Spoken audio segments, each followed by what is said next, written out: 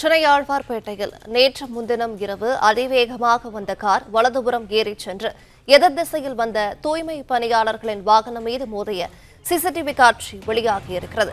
கூடுதல் விவரங்களை செய்தியாளர் கதிரவன் வழங்கிட கேட்கலாம். கதிரவன், வணக்கம். விவரங்களை சொல்லலாம்.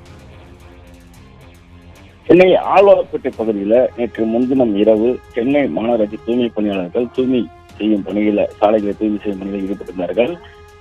அப்போது கார் ஒன்று வேகமாக கட்டுப்பாட்டை இழந்து சாலையின் எதிர்புறமாக சென்று கொண்டிருந்த மாநகராட்சியின் குப்பைகள் ஏற்றி செல்லும் வாகனம் மீது மோதி விபத்துக்குள்ளானது.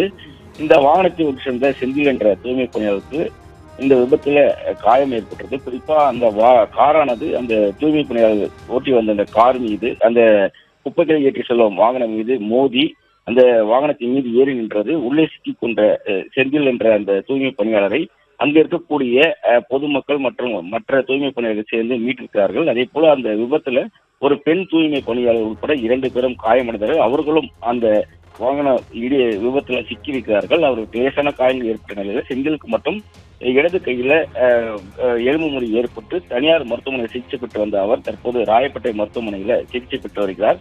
ஆதித்யன் என்ற தனியார் கல்லூரியில் மேலாண்மை முதுகலை படிப்பு படிக்கக்கூடிய மாணவர் இந்த காரை ஓட்டி வந்ததும் அதிவேகமாக ஓட்டி வந்த நிலையில கட்டுப்பாட்டை இழந்து இந்த விபத்து ஏற்பட்டதாகவும் தெரிவிக்கப்பட்டிருக்கிறது.